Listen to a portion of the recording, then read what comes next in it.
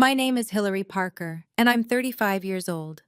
When my husband slapped me at our 10th anniversary dinner in front of 50 guests, my parents saw the bruise forming on my cheek and walked away. He raised his wine glass with a smirk. Well-trained family you've got. But 30 minutes later, when the restaurant door opened again, it wasn't my parents returning. It was my CEO, 3 lawyers, and divorce papers I'd signed 6 months earlier. That night, David Mitchell went from controlling everything to kneeling on the marble floor, begging for mercy he'd never shown me.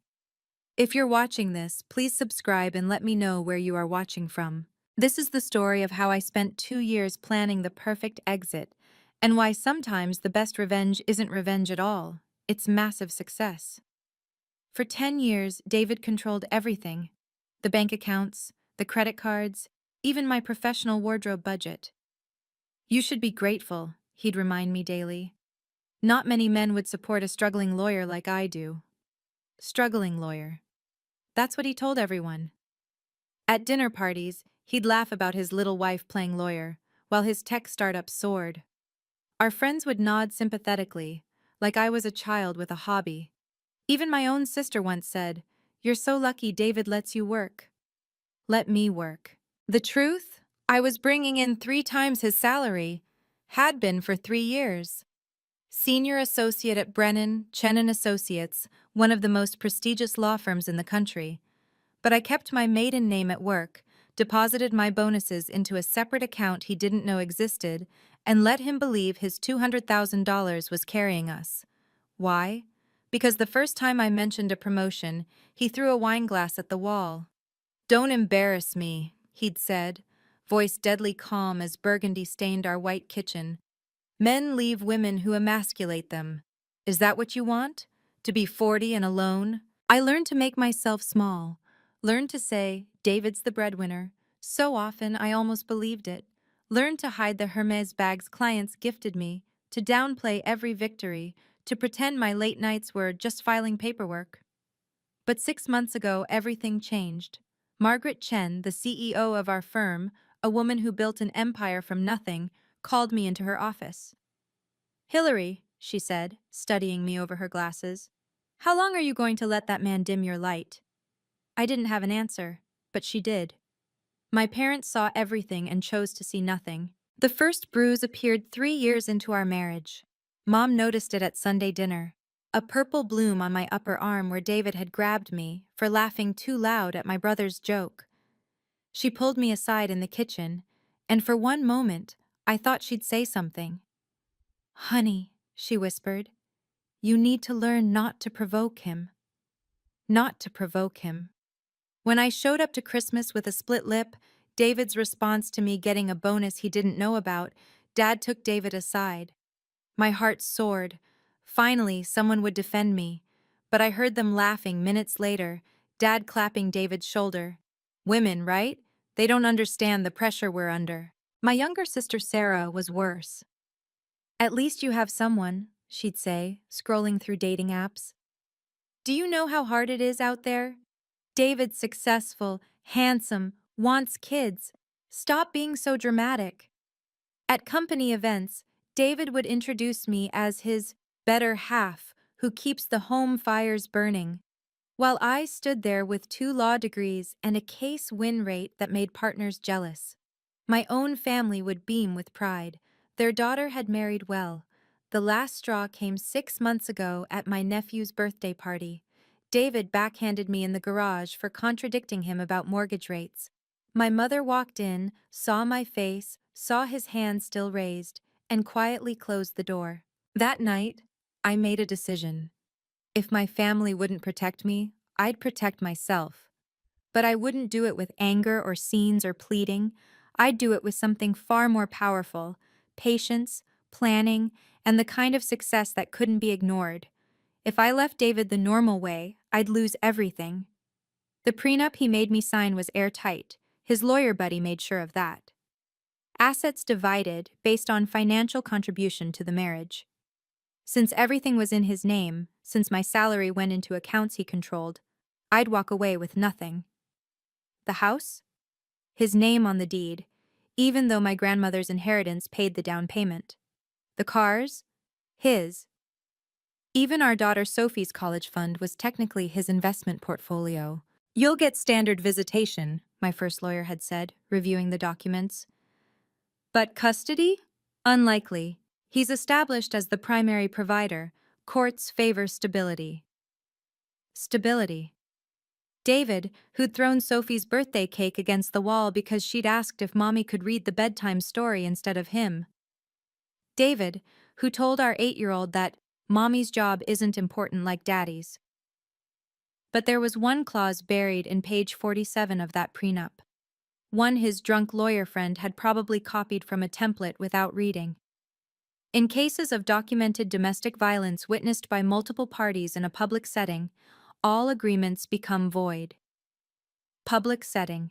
Multiple witnesses. Documented. David thought he was smart, keeping his violence private, behind closed doors, where bruises could be explained away and no one would testify. The financial stakes went beyond the prenup. David's company had contracts with my firm. If I left messily, he'd pull them, nearly $10 million in annual billing. He'd already threatened as much. You leave me, I'll make sure you never make partner. One call to Margaret Chen about how unstable you are and you're done. He didn't know Margaret and I had been having very different conversations, but I needed more than her support. I needed proof. Public, undeniable proof. And I needed David to provide it himself. David thought he held all the cards. He was wrong about two things. First, those unstable accusations he threatened. I'd been documenting everything for 2 years. Every bruise photographed and sent to a medical app that timestamp verified injuries. Every threatening voicemail backed up to 3 different clouds. Every incident logged in a journal my therapist, yes, the one I saw secretly, would validate in court. But documentation wasn't enough. Family court judges had seen it all before. Private violence was he said, she said, even with evidence. Second, David didn't know about the fraud. 3 months ago, while looking for my passport in his office, I found something else. Invoices. Dozens of them, billing clients for services never rendered. He'd been skimming from his own company, hiding it from his board. Nearly $2 million funneled into offshore accounts. I photographed everything, sent it to my private email, then put it all back exactly as I'd found it. You seem happier lately, David said that night at dinner, reaching over to squeeze my hand. Hard. A warning squeeze. Not thinking of doing anything stupid, are you? Of course not, I smiled, not flinching as his grip tightened. I know my place. Margaret Chen knew everything. She'd helped me find the right divorce lawyer, someone David's connections couldn't touch. She'd also made me an offer. Become my partner, Hillary. But first, clean up your personal situation. I don't promote victims. I promote survivors who've taken control. The partnership papers were already drawn up, the announcement ready. All we needed was the right moment. When the time comes, Margaret had said, make sure it's public. Make sure there are witnesses he can't intimidate. And make sure he shows everyone exactly who he really is. The anniversary dinner was in 3 days. If you've ever been underestimated or had your family turn their backs when you needed them most, you'll understand what comes next. This isn't about revenge. It's about strategic planning and perfect timing.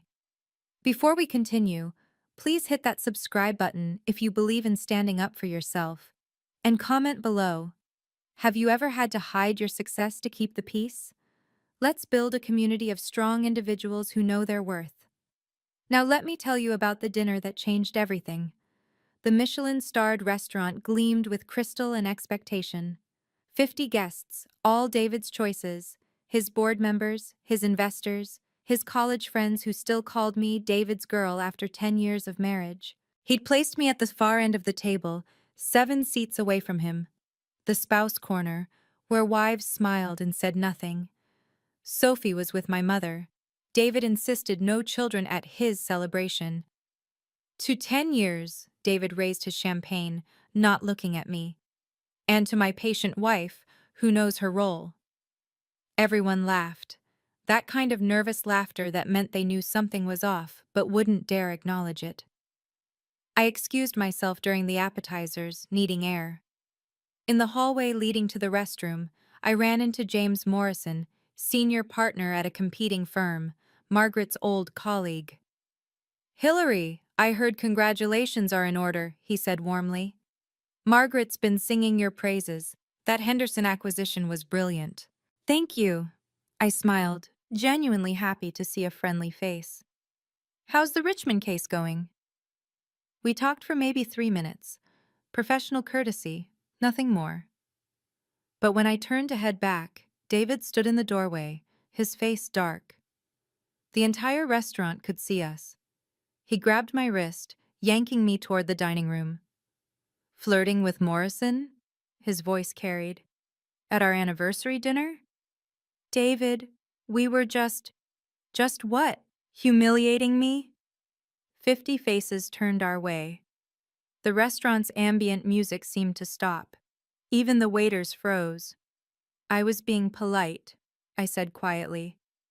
"He's a colleague." "Colleague?" David's laugh was ugly. "You're nothing, a nobody playing dress-up in suits I paid for." That's when I saw my parents at their table. Mom's eyes met mine, then looked away.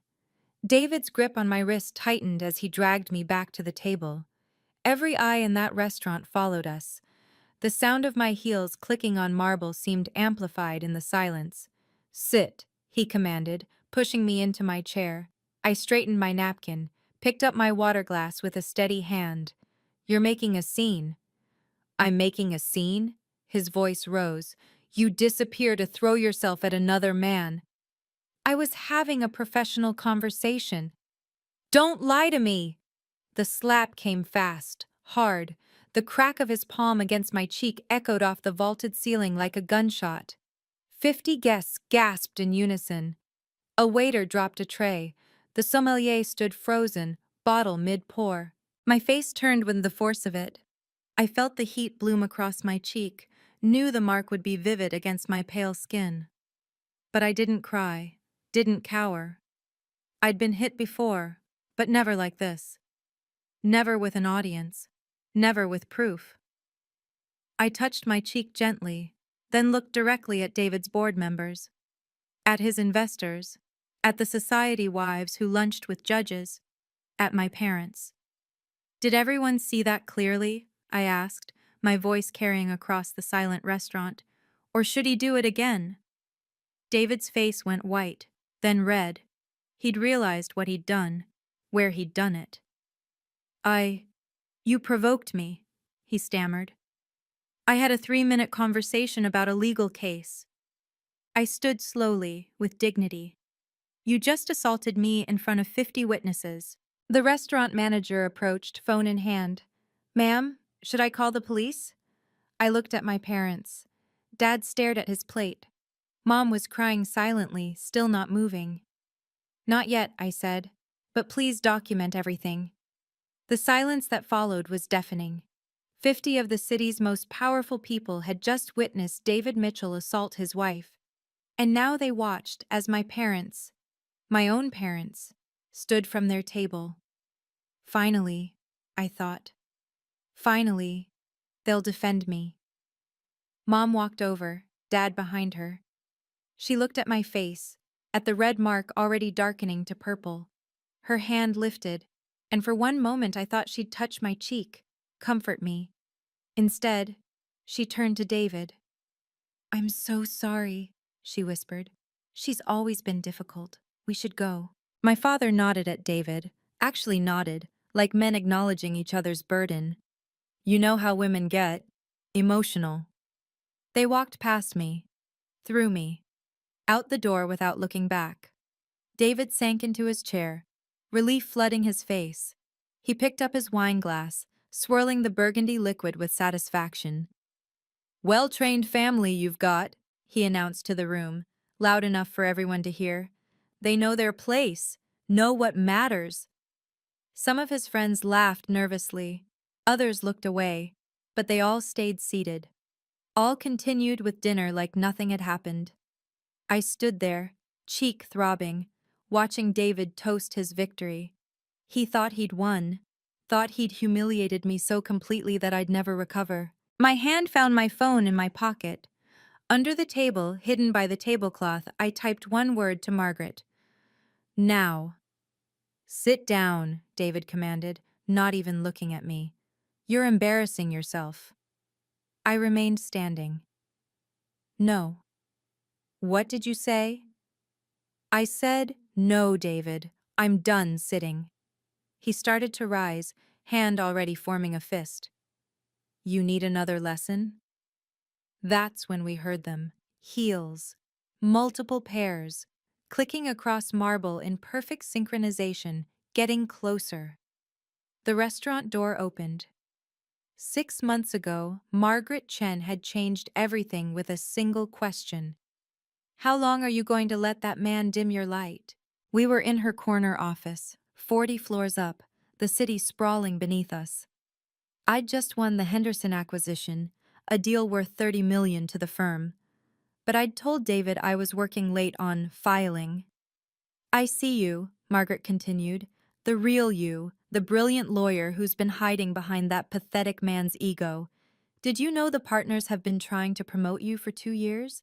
But you keep declining, saying you're not ready. I couldn't meet her eyes. It's complicated. No, it's not. She pulled out a business card. This is Diane Winters, best divorce attorney in the state. She handles my special cases. Margaret, I can't. The partnership is yours, Hillary. 7-figure base, equity stake, corner office. But I don't promote victims. I promote survivors who take control. She opened her desk drawer, pulled out a folder. I've also had lunch with James Morrison. He mentioned David's interesting accounting practices at his company, the kind the SEC would find fascinating. My breath caught. She knew about the fraud? I protect my investments, Margaret said simply. And you're going to be one of my best. But first, you need to be free. Completely, publicly free. The prenup has a domestic violence clause, public setting, multiple witnesses. She smiled, a shark smile. Your anniversary dinner is in 6 months. Very public, very elegant, full of witnesses David can't intimidate or buy. You want me to provoke him in public? No, I want you to be yourself in public. Let him show everyone who he really is, and when he does, I'll be ready. The plan was elegant, ruthless, perfect. For 2 years, I'd been building my case in silence. Every bruise photographed within an hour, uploaded to a medical documentation app that verified timestamps and couldn't be altered. 43 incidents, all cataloged, every threatening voicemail saved and transcribed. You ever try to leave me, I'll destroy you. No one will believe you. You're nothing without me. 72 recordings. Every financial document photographed. Not just the fraud, though that was damning enough, but proof of my real earnings. 3 years of deposits into an account David never knew existed. Proof that I'd been the primary earner all along. Dr. Patricia Reeves, my therapist, had been keeping meticulous notes. Hillary shows clear signs of sustained psychological abuse, her report read. Her husband exhibits classic coercive control patterns. But the masterstroke was the house. David thought it was in his name. He'd never actually read the deed, never noticed that my grandmother's trust had purchased it, with me as beneficiary. His name was on the mortgage, yes, but not the ownership. A detail his drunk lawyer friend had missed. The divorce papers had been drawn up 3 months ago. Diane Winters was brilliant. She'd found 17 violations of the prenup. David didn't even know he'd committed. Using marital assets for his offshore accounts, hiding community property, tax fraud that made our marriage itself fraudulent. When do I serve him? I'd asked. You don't, Diane had smiled. Let him serve himself. One public act of violence properly documented, and every protection he thinks he has disappears. The partnership announcement was ready, the press release written. Margaret had even scheduled a photographer for the company event at the restaurant, my anniversary dinner.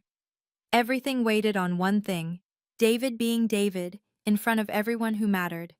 The door was opening now. David stood up, emboldened by my parents' betrayal and the room's silence. "Look at you," he announced to the entire restaurant, "standing there like you matter. Like you're something special." His voice carried to every corner. "You know what you are? A charity case I've been supporting for 10 years. Several people shifted uncomfortably, but no one intervened. "Tell them," he continued, gesturing wildly. "Tell everyone here how much you make. Go on, tell them about your little job." I stayed silent, which enraged him more. "Nothing, she makes nothing," he was shouting now. "I pay for everything, the house, the cars, her clothes, her pathetic attempts at being a lawyer."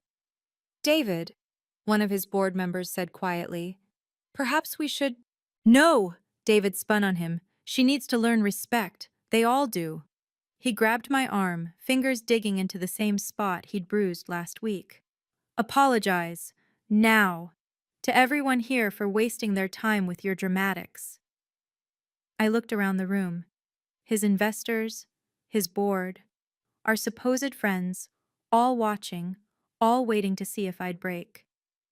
"You want me to apologize?" I asked, loud enough for everyone to hear. "On your knees," he said, "like you should be." Gasps rippled through the room. Even his supporters looked shocked.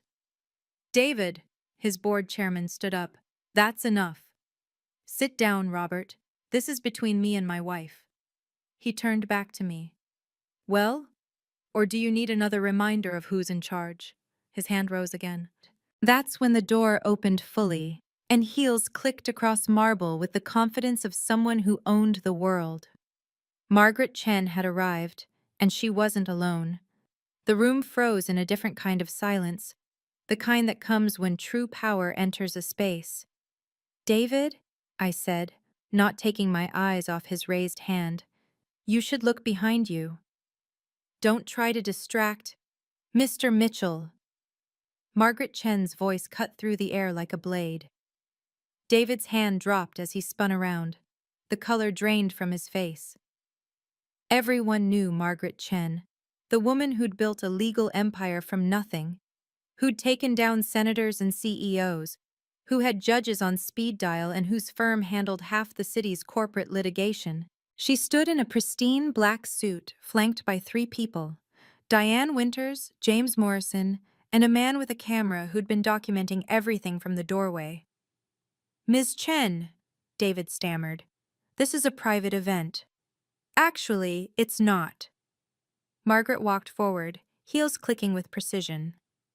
"This restaurant is a public accommodation. These 50 witnesses are members of the public, and that assault we just witnessed and documented, that's a crime." "You don't understand." David tried to recover his composure. "She provoked—" "I understand perfectly." Margaret pulled out her phone, showed the screen to the room. "I have a video of you striking your wife. Would anyone like to dispute what we all just saw?" Silence. David looked around desperately for support. His board members avoided his eyes. His investors were already stepping back. "Why are you here?" he demanded. Margaret smiled. It wasn't warm. "I'm here to celebrate. You see, I don't usually attend anniversary dinners, but I never miss a partner announcement." "Partner?" David's voice cracked. "Oh, didn't Hillary tell you?" Margaret turned to me. "Partner Parker, would you like to do the honors?" The room held its breath. Margaret's words hung in the air like an explosion waiting to detonate. "Partner Parker?" David repeated, his voice barely a whisper. "Yes," Margaret said, loud enough for everyone to hear. "Hillary Parker, our newest equity partner at Brennan Chen and Associates, signed last week. The announcement goes public Monday." The room erupted in whispers. Everyone knew what that meant. 7 figures minimum, equity stake, a position that put me among the city's legal elite. "That's impossible," David sputtered. She makes nothing. I support—" "Actually," James Morrison stepped forward, "Hillary billed more hours than any senior associate for 3 consecutive years. Her Henderson acquisition alone netted the firm $30 million. David turned to me, his face cycling through confusion, rage, and fear. You've been lying to me? No, I said calmly. I've been surviving you. Margaret opened her briefcase. Mr. Mitchell, I believe you know Diane Winters, best divorce attorney in the state. She has some papers for you. Diane stepped forward, elegant and lethal. Mr. Mitchell, you've been served. The assault we just witnessed voids your prenuptial agreement entirely. What? Page 47, Diane quoted from memory. Domestic violence witnessed in a public setting nullifies all financial protections. You wrote it yourself, or rather, your intoxicated friend did. David grabbed the papers, scanning frantically. His hands shook. The house, he demanded. Was never yours, I said. Check the deed. My grandmother's trust owns it. You're just on the mortgage. My company will destroy your firm. Your company? Margaret laughed. The one being investigated for fraud? The one whose board is about to receive some interesting invoices? David went white. He looked at his board members who were already backing away, phones out, making calls. No, he whispered. Yes, I said. The look on David's face at that moment was priceless. But what happened next was even better. If you're invested in seeing how this plays out, make sure you've subscribed and hit the notification bell. Quick question. What would you do if you were in my shoes? Would you have waited 2 years like I did, or would you have acted sooner? Drop your thoughts in the comments. Also, share this with anyone who needs to hear that patience and planning can overcome any bully. Now, for the moment of truth. Let me be very clear, Margaret addressed the room, her voice commanding absolute attention. Hillary Parker is not just a partner. She's our highest billing senior associate promoted to equity partner in the firm's history. Her base salary, which I'm happy to make public given the circumstances, is $2.3 million annually. Gasps echoed through the restaurant. That doesn't include her equity stake, Margaret continued, or her bonuses, which last year alone exceeded what Mr. Mitchell here claims to make in a year. David's legs seemed to give out. He grabbed the table for support. You're lying, he whispered. I pulled out my phone, showed him my account balance, the one he never knew existed. 3 years, David. I've been out earning you for 3 years. Every time you called me worthless, I was worth 3 times what you were. But you said you acted like I survived, I said simply. I knew if you knew the truth, you'd escalate. So I played the role you needed me to play, until I didn't need to anymore. His board chairman, Robert, stepped forward. David, is it true about the invoices, the fraud? David's silence was answer enough.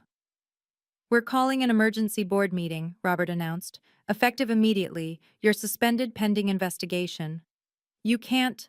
We can and we are. Robert turned to me. Mrs. Mitchell, excuse me, Ms. Parker, we apologize for not intervening sooner. Your apology means nothing, I said flatly. You all watched him raise his hand to me. You all stayed silent. The shame on their faces was palpable. Margaret smiled. Gentlemen, I'd suggest you find new legal representation. Brennan, Chen, and Associates will be terminating our contract with your company, effective immediately. $10 million. Gone. Because they'd chosen silence. Diane Winters stepped forward with another document. There's more, Mr. Mitchell. David was already swaying on his feet, but he took the papers with trembling hands. What is this? Security footage, Diane said calmly. From your home, your office. Date-stamped documentation of 43 separate incidents of domestic violence over the past 2 years. You recorded in my house? That's illegal. Actually, it's not, I interjected. It's my house, remember? My grandmother's trust owns it. I can record whatever I want in my own home. Diane continued. There's also the matter of your offshore accounts. The FBI has been very interested in our documentation of $2 million in fraudulent billing. You went to the FBI? David's voice broke completely. 6 weeks ago, I confirmed. They've been building their case. They were just waiting for tonight. As if on cue, two men in dark suits entered the restaurant, FBI badges visible. Mr. Mitchell, we need you to come with us for questioning. David looked around wildly. His friends, his board, his investors, everyone had stepped back, creating a circle of isolation around him. Hillary, please! He dropped to his knees suddenly, grabbing at my dress. Please don't do this. I'm sorry. I'll change. I'll get help. I stepped back, removing his hands from my dress. You're sorry you got caught. There's a difference. Think about Sophie, our daughter. I am thinking about her, I said. I'm thinking about how she'll never watch her father hit her mother again. How she'll grow up knowing that actions have consequences. You're destroying me. No, David. You destroyed yourself. I'm just refusing to hide it anymore. The FBI agent stepped forward. Mr. Mitchell, please come with us. Before the FBI agents could reach him, Diane pulled out one final document. One more thing, Mr. Mitchell. The divorce papers you're holding? You'll notice they were signed and notarized 6 months ago. David's eyes widened as he flipped to the last page. This is dated. But how? Legal separation can be filed unilaterally in this state, Diane explained. We filed 6 months ago. We were just waiting for tonight to serve you publicly, with cause. The prenup protection you thought you had? Gone the moment you struck her, she continued. The house? Hers. The joint accounts? Frozen as of... She checked her watch. 7 minutes ago. Your access to Sophie? Supervised visitation only, pending family court review. You planned this, David whispered, looking at me with dawning horror. You planned everything. For 2 years, I confirmed. Every insult, every bruise, every threat, I documented it all. While you thought you were breaking me, I was building my case. Margaret added, the partnership announcement was scheduled for Monday, but given tonight's events, I think we'll expedite that. Tomorrow morning, every major legal publication will know that Hillary Parker is our newest partner. They'll also know why we're so proud to have her. David was on his knees looking up at me, the position he'd wanted me in just minutes ago. Please, he begged. I have nothing without you. You're right, I said. You have nothing. But that's not because of me. It's because you built nothing real. Your success was built on my silence, your company on fraud, your reputation on fear. The FBI agents moved in. Mr. Mitchell, we need to go. As they helped him to his feet, David looked back one more time. I loved you. No, I said. You loved controlling me. You never knew the difference. The FBI agents escorted David out in handcuffs. The entire restaurant watched in stunned silence as the man who'd dominated the room minutes ago was led away like a common criminal, which, as it turned out, he was. Ladies and gentlemen, Margaret addressed the room. What you've witnessed tonight is what happens when domestic violence meets legal consequences. I trust you'll all be willing to provide statements to the police. It wasn't a question. The restaurant manager approached with 2 uniformed officers. Ms. Parker, we've documented everything. The security footage is already saved and backed up. Would you like to press charges? Yes, I said clearly. Assault, battery, criminal threatening, all of it. One officer began taking statements while the other approached me. Ma'am, we'll need you to come to the station tomorrow to file the full report. But given the number of witnesses and video evidence, he'll be held without bail pending arraignment. My phone buzzed. 3 of David's biggest clients had already sent termination notices to his company email. Word traveled fast in our circles. Robert, David's board chairman, approached hesitantly. Ms. Parker, I need you to know, we're conducting a full audit tomorrow. Any funds that were inappropriately taken will be returned. The FBI gave us a preliminary report and it's worse than we thought. That's between you and the authorities now, I said dismissively. He nodded and retreated. Around the room, David's supporters were making quiet exits, their shame palpable. His investors were on phones with lawyers. His friends wouldn't meet my eyes. "Hillary," Margaret said softly, "you did beautifully. How do you feel?" I touched my bruised cheek, felt the sting that would fade in days, but the freedom? That would last forever. "I feel like myself again." I stood in the center of that elegant restaurant, 50 witnesses around me, and felt something I hadn't experienced in a decade. Power. Not power over others, but power over my own life. Margaret placed a hand on my shoulder. "Partner Parker, would you like to say something to the room?" I looked around at the faces, some ashamed, some shocked, some quietly supportive. My parents' empty chairs seemed to echo with their absence. "Yes," I said, my voice steady and clear. "For 10 years you all watched. You saw the signs, the careful makeup covering bruises, the way I flinched when he moved too fast, the excuses I made, and you chose comfort over conscience." Several people looked away. "I don't need your apologies now. What I need is for you to remember this moment the next time you see someone struggling in silence. The next time you witness abuse and think it's not my business, because your silence makes you complicit." I picked up David's abandoned champagne glass, still full. "But tonight isn't about you or your guilt. It's about new beginnings." I raised the glass. "To Hillary Parker, equity partner. To Sophie Parker, who will grow up seeing her mother's strength, not her father's fists. And to every woman in this room who's been told to make herself smaller to make a man feel bigger." A few women raised their glasses, then more. Soon, even the men were toasting, though their discomfort was obvious. "One more thing," I added. "My grandmother used to say, when someone shows you who they are, believe them. David showed you all who he was tonight. But more importantly, I showed you who I am. Believe that too." Margaret started clapping. Slowly, others joined. Not everyone, but enough. Within a week, David's empire crumbled completely. The FBI investigation revealed more than just $2 million in fraud. It was closer to 5. His board voted unanimously to remove him, then discovered he'd been using company funds for his offshore accounts. The civil lawsuits started immediately. His company's valuation dropped 60% overnight. 3 major investors pulled out. 7 clients terminated contracts. By Friday, bankruptcy lawyers were circling like vultures.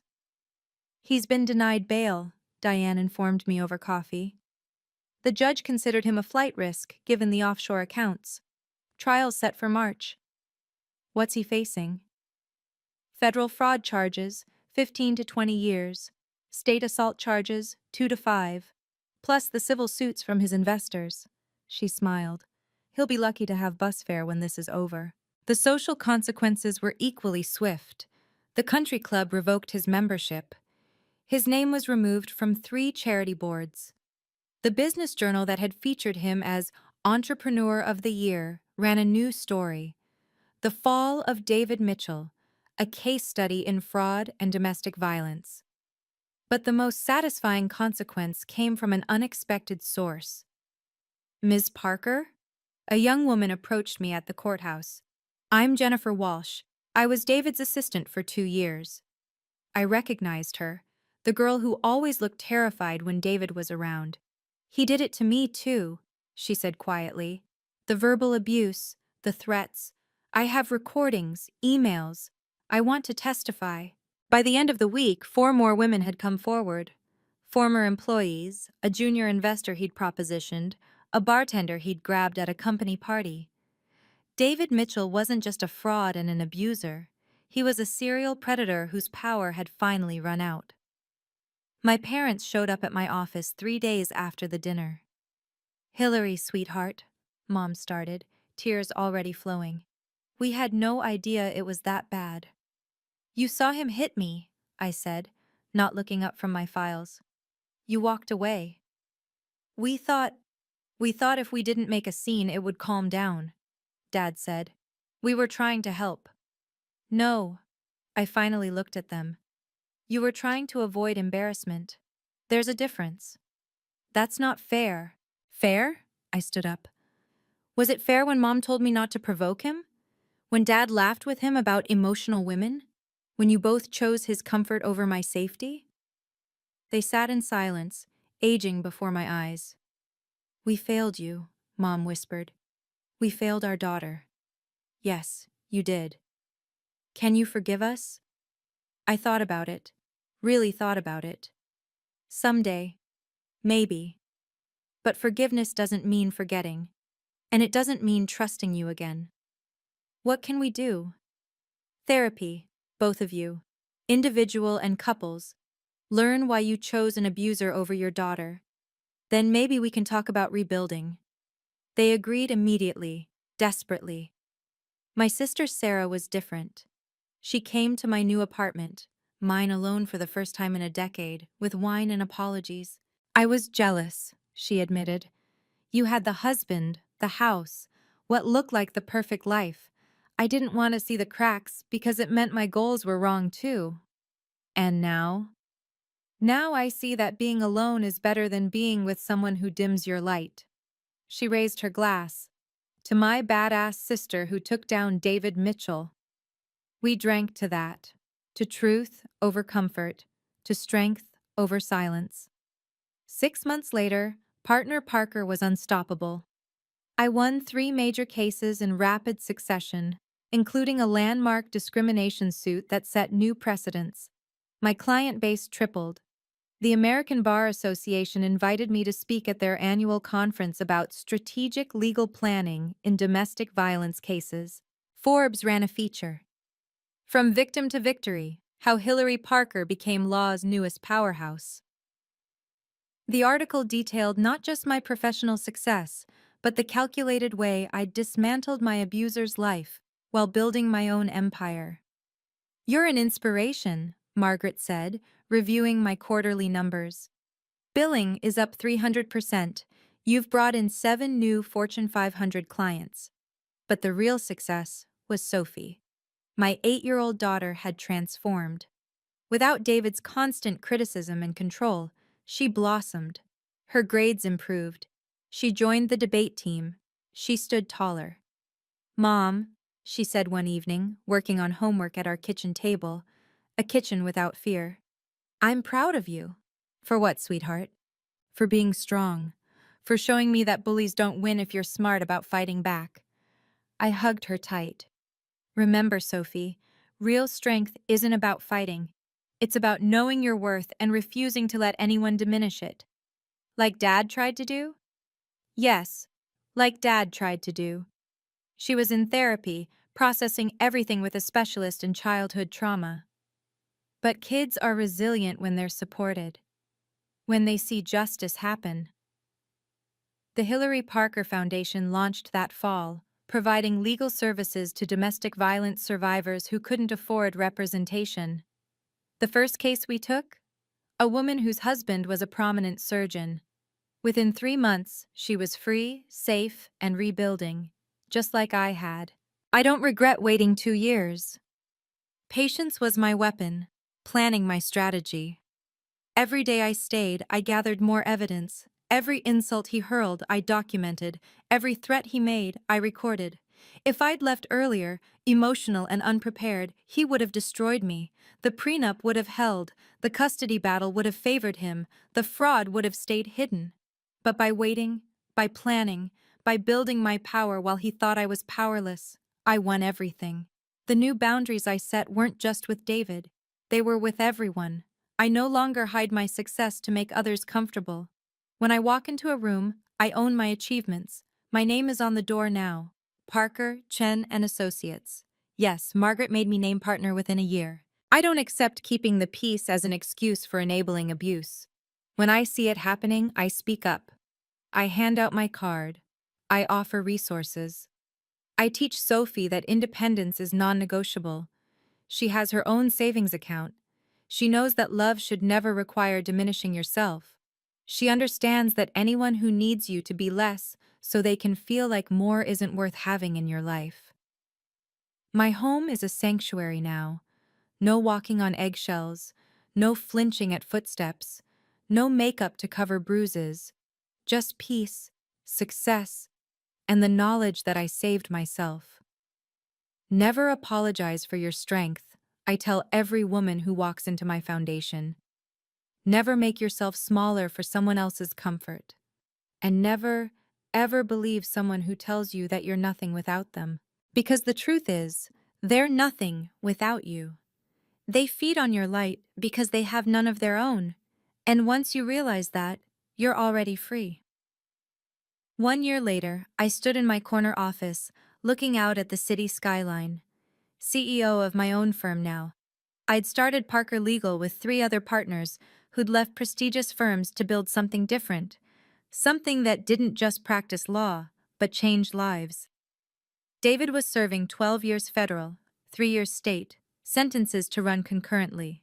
His company had been dissolved, assets liquidated to pay victims. His reputation was a cautionary tale taught in business schools. The Mitchell collapse, when fraud meets consequence. He wrote me letters from prison sometimes. I never opened them. Diane handled all communication, forwarding only what was legally necessary. Sophie could decide for herself when she turned 18 if she wanted a relationship with him. For now, supervised video calls once a month were enough, and she often chose to skip them. My parents had completed 6 months of therapy. We had dinner once a month now, cautious, boundaried, but healing. They'd finally understood that their silence had been complicity, their traditionalism a cage that nearly killed me. I'm proud of who you've become, my father said at our last dinner, who you've always been, but we refused to see. It was progress. Sarah had started volunteering at my foundation, using her social media skills to raise awareness. You saved my life too, she told me. I was dating someone just like David. Seeing your story made me leave before it got worse. But the best moment came last month. A young woman walked into my office, bruised, scared, clutching a business card I'd given her 6 months earlier at a charity gala where her husband had grabbed her arm too hard. I'm ready, she said. We took her case pro bono. Within 3 weeks, she was safe, divorced, and rebuilding. Another light saved from being dimmed. This is my life now. Not hiding, not shrinking, not apologizing for my success or my strength. I own my story, my power, my worth, and I use it to help others find theirs. Some people say revenge is a dish best served cold. They're wrong. The best revenge isn't revenge at all. It's massive, undeniable success that makes your abuser irrelevant to your story. David thought he was the main character in my life. Turns out, he was just a chapter I had to get through to reach my real story. And that story? It's just beginning. If this story resonated with you, please subscribe and share it with someone who needs to hear that they're not alone. Comment below. What boundaries do you wish you had set earlier? Remember, it's never too late to reclaim your power. Check out my next video about recognizing early warning signs in relationships. And if you're in a situation like mine was, please know you deserve better, you are stronger than you think, and there is always a way out. Stay strong, and I'll see you in the next video.